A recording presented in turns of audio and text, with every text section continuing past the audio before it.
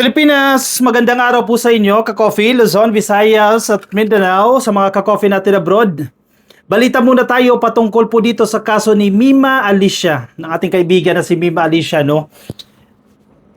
Actually, hindi ito good news, no? Pero major development po ito dahil natukoy na yung dalawang suspect na nagpapaslang allegedly dito sa kasamahan nating vlogger na si Mima Alicia.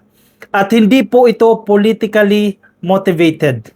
Actually, sa totoo lang marami pong vloggers, marami pong pro-administration vloggers, yung sinasabi ninyong BBM vloggers, ay hindi rin makatulog. Sa totoo lang, natatakot rin. Kasi banta yan, di ba? May confirmed naman, may mga banta sa buhay, and then yan na nga, na-confirm na may nangyari po sa kanya.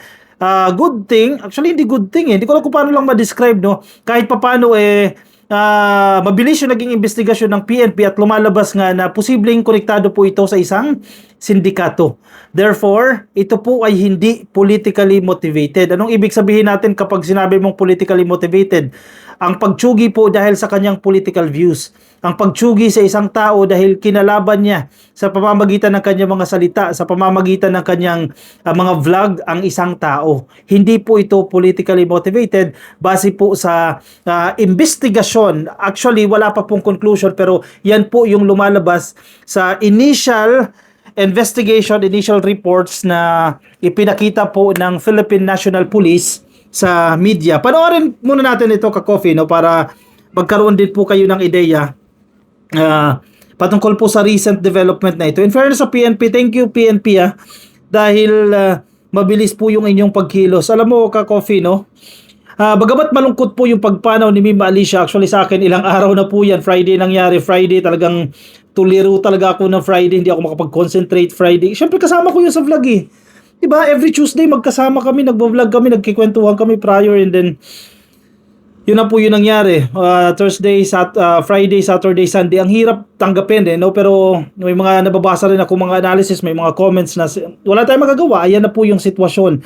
And malaki po ang aming pasasalamat sa totoo lang. Bagamat hindi ako personally hands-on dyan sa pag-organize kasi grupo po nila, Sir Mike Cervera yan, grupo nila Biyahe ni Koy, syempre ng Bagong Pilipinas din po, no?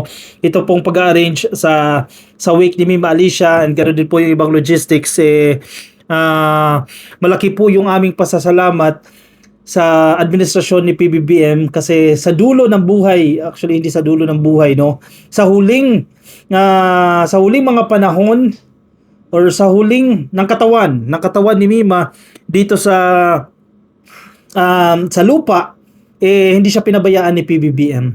Kung nakikita ninyo sa social media, no, maganda po yung pangit man sabihin, no, pero decente, maganda, maayos, elegante po yung lamay ni Mima Alicia, no. Kahit papaano ibinigyan po siya ng hindi siya pinabayaan, di ba? And for sure matutuwa diyan si Mima Alicia, no, maganda yung mga bulaklak, bagamat bulaklak na lang yan, maganda yung kanyang casket, maganda, hindi po siya pinabayaan at marami po nakikiramay sa kanya na mga malalaking tao din, bukod po sa mga vloggers. Anyway, naliligaw ako Dito muna tayo sa video na ito, sa pahayag po ng Philippine National Police, no, para makapag-komento po tayo patungkol dito sa allegedly suspect sa pagpaslang kay Mima Alicia.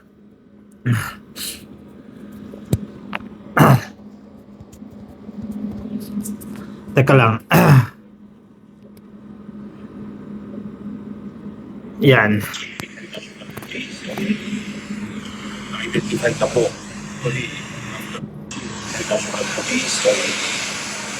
Na-identify na po. After less than 24 hours, we were already able to identify. Nakilala na po natin ang mga salarin sa pagpatay sa vlogger po sa Caloocan City.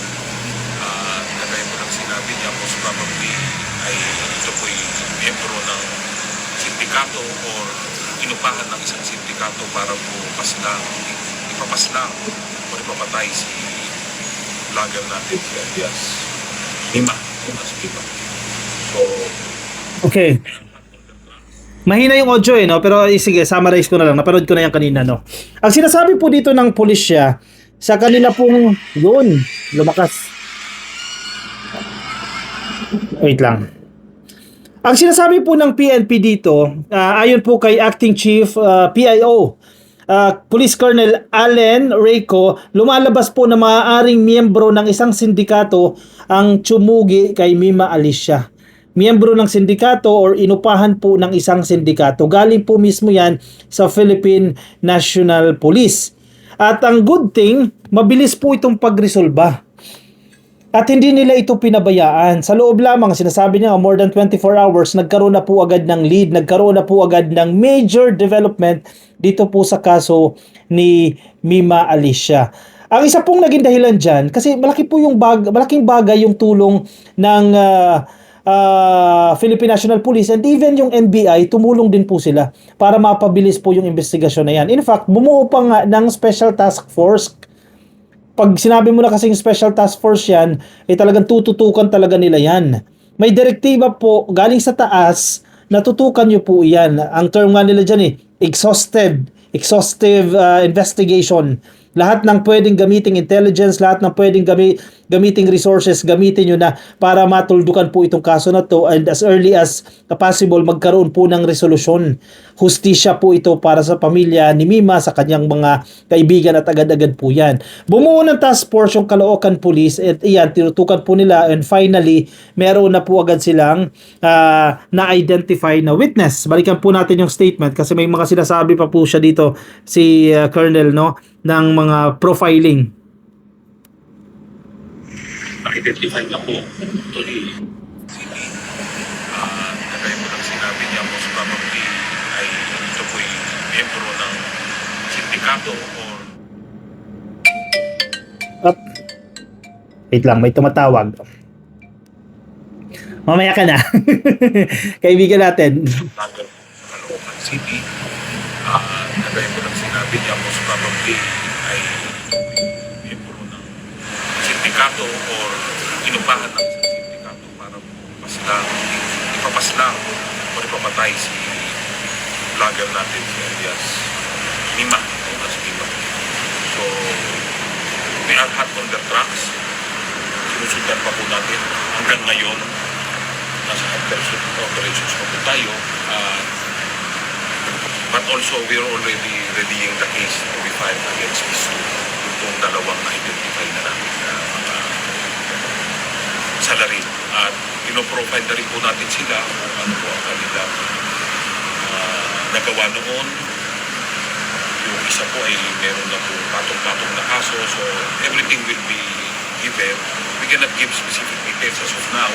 Okay, sige. Wala mo na specific details, no? So, ang malinaw po, identified na itong dalawa na suspect, no? Nakuna naman po yan ng CCTV. And they are profiling na. Inaalam yung background niya, yung pagkakakilanlan niya, and then natukoy nga ng PNP base sa kanilang impormasyon na yung isa po ay may patong-patong na kaso na. Kumbaga ito ano ba to? Professional na ba ito? O trabaho niya na yan, etc. Yan po yung lumalabas dito sa sinasabi po ng Philippine National Police. Ang tabayanan pa po natin yan hanggang lumabas po yung resolusyon. Kasi wala pang resolusyon, pero ang malinaw po ngayon, ito po ay hindi politically motivated. Kahit papaano nakahinga po ng sigh of relief ito kumbaga nakabuntong hininga itong mga kinakabahan din, mga content creator, dahil papaano kung politically motivated nga ito, di ba? Bagamat ingat-ingat pa rin, hindi pa rin dapat maging kampante. Now, kung nakikita ninyo sa social media, no, bawat post, bawat news reports, marami pong naghahaha. Tinatawanan po nila yung balita, etc. Parang insulto po yan sa pamilya ni Mima, sa mga naiwan niyang pamilya. Pinatutunayan lang po ng napakaraming haha na yan na marami talagang trolls yung kalaban. Marami silang trolls. Kasi kung titingnan mo, marami nakikiramay kay Mima Alicia. Maraming nagmamahal sa kanya. At hindi lang basta-basta. Even si Senator Risa Ontiveros nagpunta dyan nakiramay. Si Senator Trillanes nagpunta dyan. Si Senator Kiko Pangilinan naglabas siya ng statement. Nagpapakita po ng suporta kay Mima Alicia. Napakaraming vloggers, napakaraming mga fans ang nagpunta dyan. Maraming nagsend ng mga messages. Maraming mga post na nagpapasalamat kay Mima. Iniidolo nila si Mima dahil matapang po ito. Warrior po ito. Diba? Pinagtanggol niya, hindi niya pinabayaan yung ating presidente. At ako mismo, saksi ako dyan. Sa podcast namin, makikita mo talaga, sinusuportahan niya ang ating presidente. Hindi biro. Di ba? Yung mga accomplishments ng presidente, pinag-uusapan namin yan. Ano yung ginawa niya sa ganitong area, paano tinulungan ni presidente, ano yung mga reforma na ginagawa ng presidente para sa ating mga kababayan. Tumutulong si Mima para i-promote yan. Tulungan yung administrasyon. Nakikipag-away nga siya sa pagtatanggol sa ating presidente. And good thing, kaya marami po yung malaki yung ating pasasalamat sa grupo nila Ma'am C, nila Congressman Sandro Marcos, and definitely kay Pangulong Bongbong Marcos, even yung pamilya ni Mima, nagpasalamat po sa mga tao na ito na hindi sila pinababayaan. Yan po naman yung commitment ng administrasyon, na tutulungan sila, bibigyan sila ng assistance, definitely financial assistance, and even I think yung security, no, hanggang makaraos po sila sa pighati na ito o sa suliranin na ito. Kaya maraming salamat po sa patuloy na mga sumusuporta at nagiging mabilis po ang pagresolba sa kaso na ito ni Mima Alicia. Marami pa po until now mahirap tanggapin, pero only time will tell, no, or time will help us move on dito sa sitwasyon na to, at kinakailangan makamit ang hustisya para mabilis po yung pag-move on ng marami po sa atin. Ikaw ka-coffee, ano ang inyong opinion? Hindi yung mga pinapalabas na napakasama ni Mima sa social media, lahat tayo may mga pagkukulang tayo, ha. Lahat tayo may mga dark sides tayo, lahat tayo may mga negative sides tayo, nakakapagsalita tayo ng masasama, nakakagawa tayo ng mga bagay na unacceptable sa ating lipunan, pero marami din po siyang nagawang maganda. Yun na lang po yung tingnan natin. Si Mima Alicia isa pong breadwinner. Meron po siyang mga kapatid na pinag-aaral. Meron siyang magulang. Meron siyang anak na sinusuportahan. Diyan sa Lawang Samar, may mga nakakaaway man siya, pero marami din po siyang natutulungan dyan. Puntahan ninyo sa vlog niya, makikita ninyo mga nagpapasalamat sa kanya, naaabutan niya ng financial assistance, etc. Marami rin pong nagawa si Mima. Hindi kasamaan lang na hina-highlight ninyo ng mga trolls dyan sa social media. I-komento po ang inyong opinion, reaction dyan sa comment section para mabasa po ng iba nating mga ka-coffee. Let's be kind. Ibigay na natin ito sa pamilya ni Mima Alicia. Huwag na kayo maghaha-react. Diba? Nagdadalamhati po yung pamilya. Tulungan po natin sila. Okay, ako'y magpapaalam muna sa inyo ka-coffee. I'll see you in the next video. Ay tumatawag na sa akin. Bye-bye.